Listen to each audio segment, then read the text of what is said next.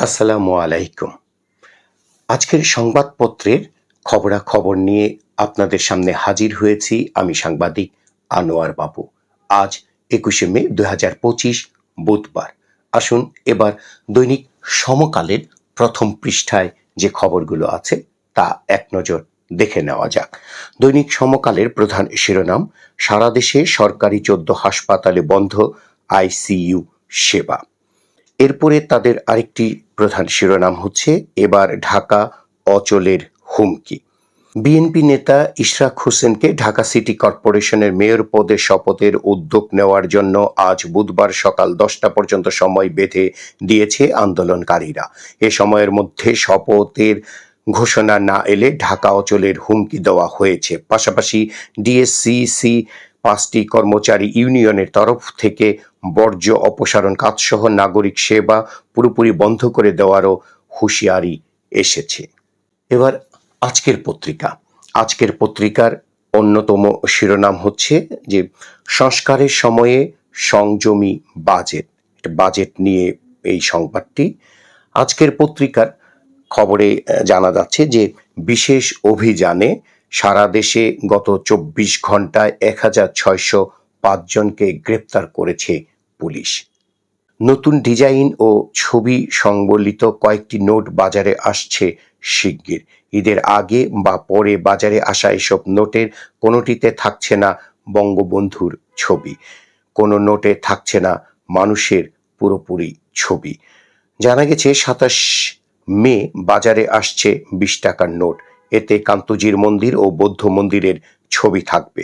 শিল্পাচার্য জয়নুল আবেদিনের দুর্ভিক্ষের চিত্র ও আতিয়া মসজিদের ছবিযুক্ত ৫০ টাকার নোট ২৯ বা ৩০ মে এবং বঙ্গভবন ও জাতীয় স্মৃতিসৌধের ছবি সংবলিত ১,০০০ টাকার নোট ২ জুন বাজারে আসবে বলে জানা গেছে। এছাড়া আবু সাইদ ও মুগ্ধের ছবি ৫ টাকায় থাকছে। মুন্সিগঞ্জের মীর কাদিম পৌরসভার পূর্বপাড়ায় মিতু আক্তার নামের ৩২ বছর বয়সী এক নারীকে বটি দিয়ে কুপিয়ে হত্যার অভিযোগ উঠেছে স্বামী মোহাম্মদ সুমন মিয়ার বিরুদ্ধে। এরপর সুমন মিয়া স্ত্রীকে কুপিয়ে হত্যার পর আত্মসমর্পণ করেছে। শিল্পী নোবেল কারাগারে। রাজশাহী নগরের রাজপাড়া থানা বিএনপির সদ্য সাবেক যুগ্ম আহ্বায়ক মাহবুবুর রহমান রুবেলের একটি অডিও সামাজিক যোগাযোগ মাধ্যমে ভাইরাল হয়েছে। সেখানে মাহবুবুর রহমান রুবেল বলছেন যে, ১৭ বছর খাইতে পারিনি, এখন আমরা খাবো।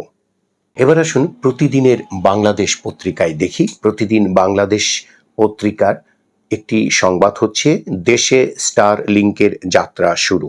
স্যাটেলাইট ইন্টারনেটের যুগে প্রবেশ করল বাংলাদেশ।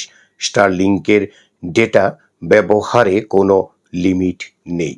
প্রতিদিন বাংলাদেশের আরেকটি সংবাদ হচ্ছে, কলম বিরতিতে রাজস্ব আদায়ে বিপর্যয়।